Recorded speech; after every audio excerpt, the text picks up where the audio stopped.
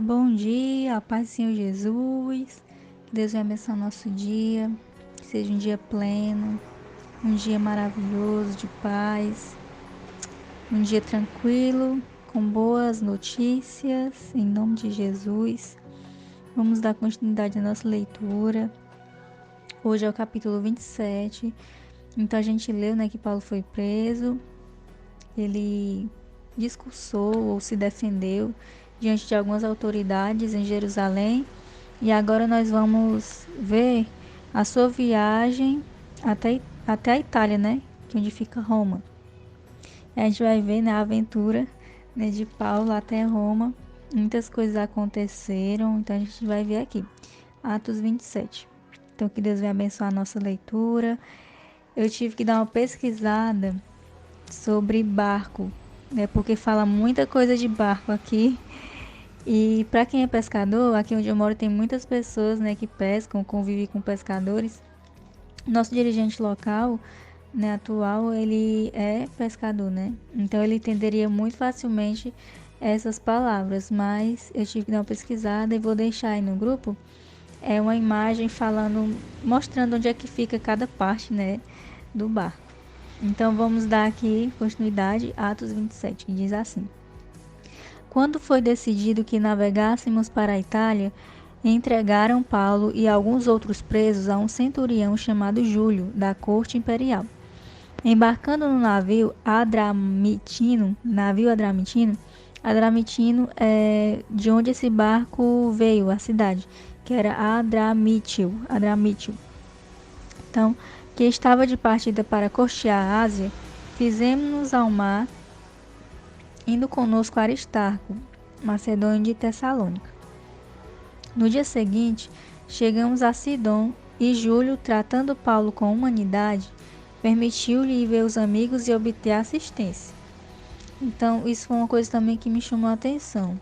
O centurião, Júlio, ele agiu com humanidade, diz aqui que ele agiu com humanidade com Paulo. Então, tem pessoas que a gente vê muito também nas notícias, Eu lembrei da notícia que eu vi de um segurança, se não me engano, era segurança de algum estabelecimento aí. E aí na frente dele, uma mulher foi assaltada, E ele não fez nada. Era um segurança que é armado, e tudo, mas ele simplesmente viu aquela situação e não defendeu a mulher. Ele tinha todos os apetrechos para defender aquela mulher, mas como o trabalho dele era para aquele estabelecimento, ele não se importou daquilo que estava acontecendo na frente dele. Ele queria apenas cumprir o trabalho dele, que era proteger o estabelecimento.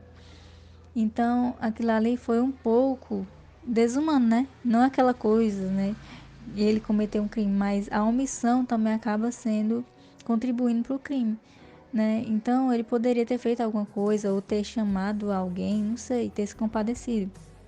E outras situações também, algumas notícias que passam também de pessoas que morrem na frente do hospital, porque o segurança não deixa passar, porque já tinha atingido o limite, de vagas.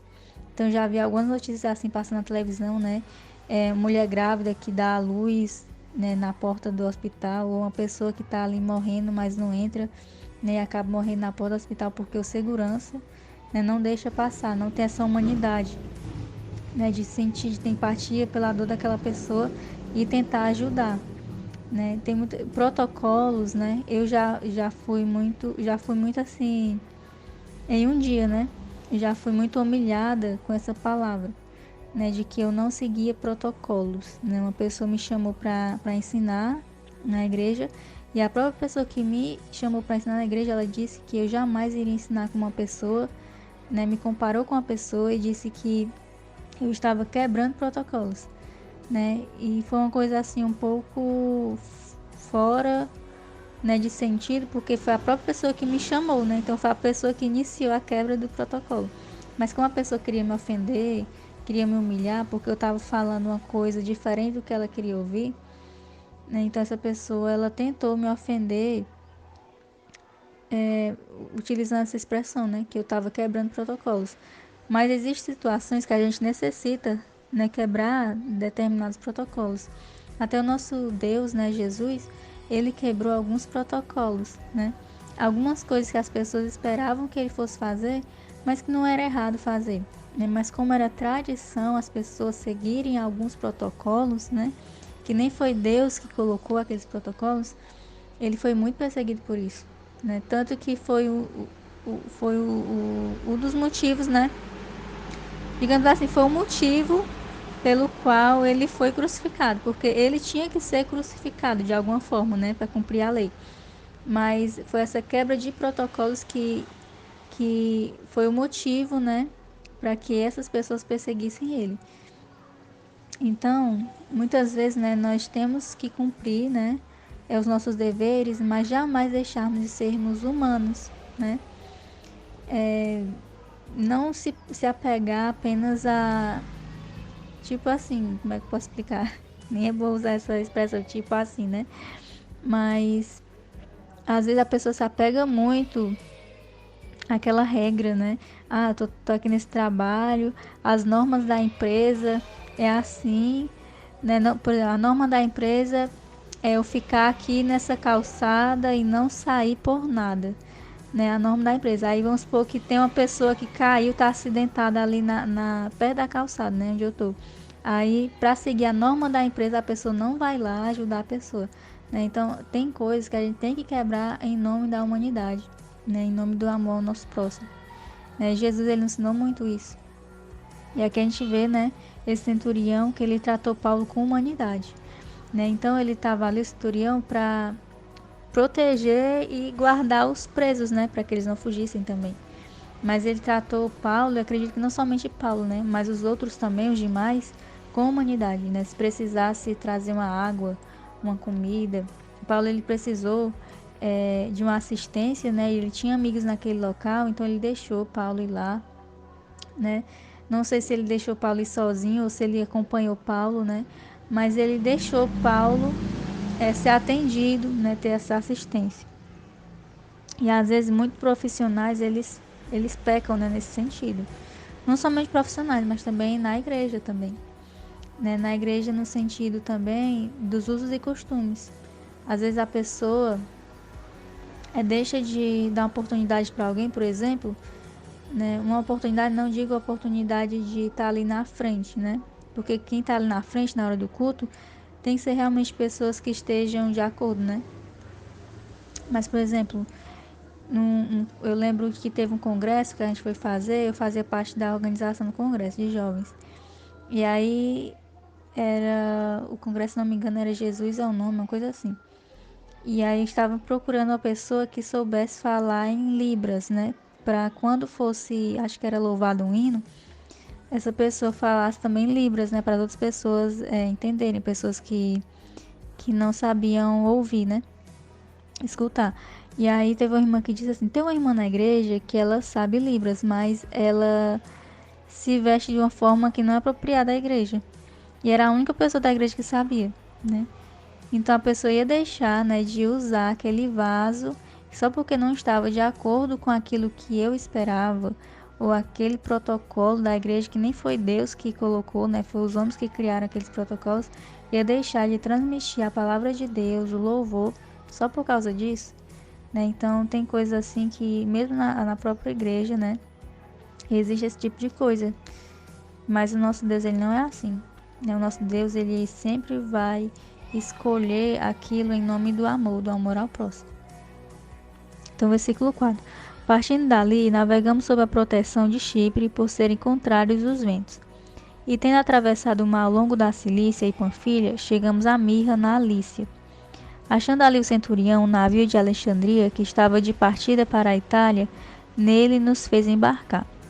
Navegando vagarosamente muitos dias e tendo chegado com dificuldade defronte de Cnido, ou Quinido, não nos sendo permitido prosseguir por causa do vento contrário, navegamos sob a proteção de Creta na altura de Salmona. Aqui na minha Bíblia, que é a Bíblia de Estudo da Mulher, tem um mapa que mostra, né, por onde foi que Paulo passou através com esse navio, né? Aí tem esses nomes tudinho, tem Creta, tem Cenido ou Quinido, tem esse nome também, Salmona. Eu vou deixar aqui no grupo para você também ver mais ou menos como foi essa viagem.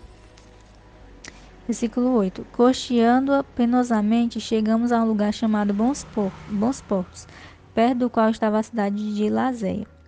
Depois de muito tempo, tendo se tornado a navegação perigosa e já passado o tempo do dia do jejum, admoestava-os Paulo, dizendo-lhes: Senhores, vejo que a viagem vai ser trabalhosa, com dano e muito prejuízo, não só da carga e do navio, mas também da nossa vida. Esse dia do jejum provavelmente é o dia de Yom Kippur. É uma festa bíblica também que o Senhor colocou no Velho Testamento, né? Tem a Páscoa, tem a festa de pães asmos, tem Pentecoste e tem o Yom Kippur, que é um dia, que é o dia... É tipo um dia assim bem triste, que o pessoal jejua o dia todo. Eu posso deixar mais detalhes também no grupo, né? Se você está ouvindo de algum outro meio, de alguma rede social que não seja no WhatsApp e queira entrar no grupo, você pode olhar na descrição, né, desse áudio, desse vídeo e entrar no grupo, que lá eu também coloco às vezes alguns anexos, algumas coisas a mais, né, para as pessoas aprenderem. Então, versículo 12, versículo 11. Mas o centurião dava mais crédito ao piloto e ao mestre do navio do que ao que Paulo dizia. Não sendo o porto próprio para invernar, a maioria deles era de opinião que partissem dali para ver se podiam chegar a Fenícia e aí passar o inverno, visto ser um porto de Creta, o qual olhava para o nordeste e para o sudeste. Então Paulo já estava vendo que não ia dar certo essa viagem. Só que eles não deram ouvidos para Paulo, eles acharam melhor dar ouvidos para o piloto e para o mestre do navio, né? Porque eles achavam assim, eles entendem melhor, né? E aí no lugar que eles estavam, eles viram que não era muito bom de ficar lá. E aí eles acharam melhor seguir em frente, né, com a viagem. Aí versículo 13. Soprando brandamente o vento sul e pensando eles ter alcançado o que desejavam, né, querem ir embora, levantaram âncora e foram costeando mais de perto a ilha de Creta. Então eles foram navegando mais perto da costa. Entretanto, não muito depois, desencadeou-se do lado da ilha um tufão de vento chamado Euraquilão. E sendo o navio arrastado com violência, sem poder resistir ao vento, cessamos a manobra e nos fomos deixando levar. Passando sob a proteção de uma ilhota chamada Cauda, a custo conseguimos recolher o bote. E levantando este, usaram de todos os meios para cingir o navio, e temendo que dessem na ciste, arriaram os aparelhos e foram ao léu. Açoitados severamente pela tormenta, no dia seguinte já aliviavam o navio. Aliviavam, acho que era jogavam as coisas fora, né, do navio. E ao terceiro dia, nós mesmos, com as próprias mãos, lançamos ao mar a armação do navio. Então eu estava pegando algumas coisas e estava jogando fora. E não aparecendo havia alguns dias, nem sol nem estrelas, caindo sobre nós grande tempestade, dissipou-se afinal toda a esperança de salvamento. Havendo todos estado muito tempo sem comer, Paulo, pondo-se em pé no meio deles, disse: Senhores, na verdade era preciso terem me atendido e não partir de Creta para evitar este dano e perda. Em outras palavras, Paulo disse: Eu avisei. Aí continua: Mas já agora vos aconselho bom ânimo, porque nenhuma vida se perderá de entre vós, mas somente o navio. Porque esta mesma noite, o anjo de Deus, de quem eu sou e a quem sirvo, esteve comigo, dizendo: Paulo, não temas, é preciso que compareças perante César, e eis que Deus, por sua graça, te deu todos quantos navegam contigo. Portanto, senhores, tende bom ânimo, pois eu confio em Deus que sucederá do modo por que me foi dito. Porém, é necessário que vamos dar a uma ilha. Então a gente viu, né, nos capítulos anteriores que algumas pessoas disseram: Paulo, vai acontecer uma coisa ruim contigo lá em Jerusalém. Teve até um homem que teve uma visão, né, e mostrou que ele ia ser preso, né, e Paulo continuou. E a gente vê aqui nesse versículo 24 que o anjo do Senhor disse que era preciso que ele comparecesse diante de César, né? Então tinha um propósito, né, de Deus para que ele fosse para Roma. E ele continuou, mesmo as pessoas dizendo que não, que ia ser perigoso, ele seguiu em frente. Então é porque ele sabia que realmente ele tinha que estar ali. Quando chegou a 14ª noite, sendo nós batidos de um lado para o outro no mar Adriático, por volta da meia-noite, pressentiram os marinheiros que se aproximavam de alguma terra. E lançando o prumo, acharam 20 braças. Passando um pouco mais adiante, tornando a lançar o prumo, acharam 15 braços. E, receosos de que fôssemos atirados contra lugares rochosos, lançaram da popa 4 âncoras e oravam para que rompesse o dia. A popa é a parte de trás do navio. Procurando os marinheiros fugir do navio e tendo arraiado o bote no mar, a pretexto de que estavam para largar âncoras da proa, proa é na frente. Disse Paulo ao centurião e aos soldados: Se estes não permanecerem a bordo, vós não podereis salvar-vos. Então, os soldados cortaram os cabos do bote e o deixaram afastar-se. Tinha umas pessoas querendo sair do barco com um bote, que geralmente esses navios eles têm uns botes, né, perto, amarrados, caso aconteça alguma coisa, ou até mesmo se precisar sair do navio e aportar em algum lugar, eles usam esses botes, né, para as pessoas não se molharem e tudo mais.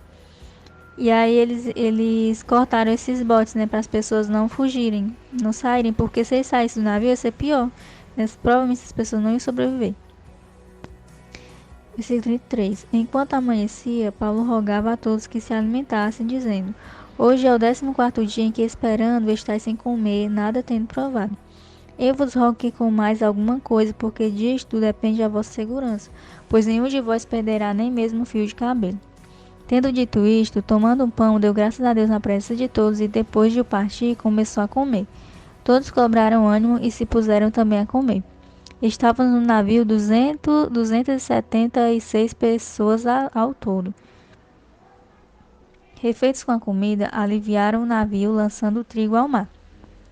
Então, eles se alimentaram, né? E depois que eles se alimentaram, eles jogaram o restante da comida fora, para o navio ficar mais leve. Quando amanheceu, não reconheceram a terra, mas avistaram uma enseada onde havia praia. Então consultaram entre si se não podiam encalhar ali o navio. Levantando as âncoras, deixaram-no ir ao mar, largando também as amarras do leme. O leme é a partezinha que fica debaixo do barco, que é onde é tipo uma peça que fica se mexendo e dando direção. Você vai para a esquerda, você vai para a direita. E alçando a vela de proa ao vento, dirigiram-se para a praia. Dando, porém, no lugar onde duas correntes se encontravam, encalharam ali o navio. A proa encravou-se e ficou imóvel. Proa é a parte da frente, né? Mas a popa se abria pela violência do mar. Então eles colocaram, né, o barco assim de frente para a terra, né? E aí só que a parte de trás cadê aqui? Ela se abriu, né, pela violência das ondas. O parecer dos soldados era que matassem os presos para que nenhum deles nadando fugisse. Mas o centurião, querendo salvar a Paulo, esse centurião era mandado de Deus, né? Era quase um anjo enviado de Deus. Impediu-os de o fazer. E ordenou que os que soubessem nadar fossem os primeiros a lançar-se ao mar e alcançar a terra. Quanto aos demais que se salvassem, uns em tábuas e outros em destroços do navio, eu vou ler de novo essa parte. Quanto aos demais que se salvassem, uns em tábuas e outros em destroços do navio. E foi assim que todos se salvaram em terra. Todos se salvaram. A gente viu aqui na aventura o naufrágio, né? O navio quase se destruiu, né? Destruiu ainda a parte de trás. E eles conseguiram se salvar, porque era plano de Deus, né? Que eles se salvassem. E o Senhor ainda mandou um anjo falar com Paulo para que eles se acalmassem, né? Então a gente viu aqui, né? Como era difícil a pessoa chegar, né, de Jerusalém para Roma, por exemplo. Né? Tanto de dias que eles tinham que viajar, os perigos, né, que poderiam acontecer, né? Então eu acredito que toda vez que uma pessoa saía do navio, né, sempre tinha aquele medo, será que aquela pessoa vai chegar viva no outro dia? E para se comunicar, né? No outro dia não, chegar lá no destino vivo, né? E para se comunicar, né? Quantos dias também não tinha que chegar?